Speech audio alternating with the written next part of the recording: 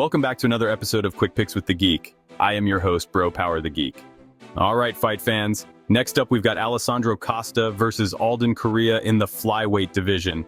A matchup that feels like UFC matchmaking decided, hey, let's throw a proven killer against a brand new prospect and see what happens. Let's break it down. Alessandro "Nono" Costa, coming in as a minus 350 favorite with a record of 14-4. Costa is the definition of dangerous everywhere. On the ground, he's a black belt in BJJ with a submission game scarier than your ex texting, "We need to talk." His armbar is a thing of legend, and he doesn't just look for one move.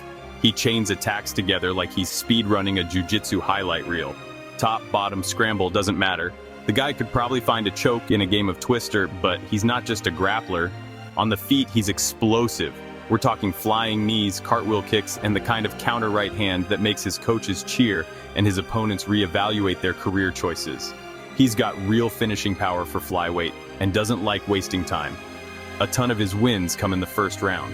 Combine that with athleticism and cardio, and you've got someone who can push the pace for 3 rounds or just nuke you in the first. Of course, Costa's not flawless. His defense on the feet, let's just say it could use some tightening up. He can be flat-footed at times, leaving himself open to leg kicks and big shots, and we've already seen him get knocked out in the UFC. He's also a little too submission-hungry at times. Submission before position works great until you're rolling with someone who knows how to turn that against you, like Amir Albazi did. Add in the fact that his losses have come against top competition, and you see the blueprint. Slow him down, punish the defense, and keep the fight standing. Easier said than done. Now across the cage, we've got Alden "Cobra" Coria coming in as a plus 285 underdog with a record of 10-3. Coria's nickname is fitting. He strikes fast, he finishes fast, and once he gets his teeth in, it's hard to shake him off. 8 of his 10 wins are finishes, and he's split them up nicely between knockouts and submissions. That kind of balance makes him unpredictable, and unpredictability is a great tool when you're stepping up in competition. He's shown solid striking improvements over time with legit knockout power for flyweight. His elbows especially have been fight enders. Just ask German or Pineda Ponce, who found out the hard way earlier this year. On the mat, Coria's no slouch either. He's tapped guys with rear naked chokes and shown he can turn scrambles into finishes. Add in a pressure-heavy style and a gas tank that hasn't betrayed him yet, and you've got a kid who pushes a pace and comes to fight. But here's the issue. Coria's been doing all that on the regional scene. LFA, Fury FC, tough competition for sure, but nothing close to UFC top-level guys. He hasn't had to deal with a grappler like Costa, nor the kind of in-fight adjustments UFC veterans bring.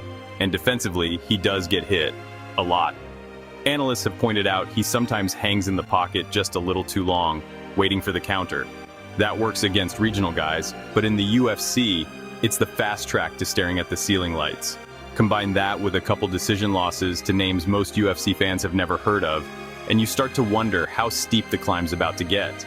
So, who wins? For Coria, the path is proving he belongs at this level. If he can keep it standing, stuff some takedowns, and land something big early, he could shock everyone with a debut upset. He's got the power, he's got the aggression, and Costa's been clipped before. It's not out of the realm of possibility. For Costa, the plan is simple. Don't overthink it. Get this kid down, test his grappling defense, and drown him in submissions until one sticks. On the feet, Costa's explosiveness and power should still hold the edge, but he has to avoid getting lazy defensively and giving Coria that one big opening. If Costa fights smart, he's got the tools to control this fight from start to finish. Official pick, Alessandro Costa. I think Costa's experience, athleticism, and grappling are too much for Coria this early in his career. Alden is fun, scrappy, and has real potential, but Costa has been in with killers already, and that difference shows here. I've got Costa by submission, most likely in the first 2 rounds. If you enjoyed this, go ahead and smash that like button.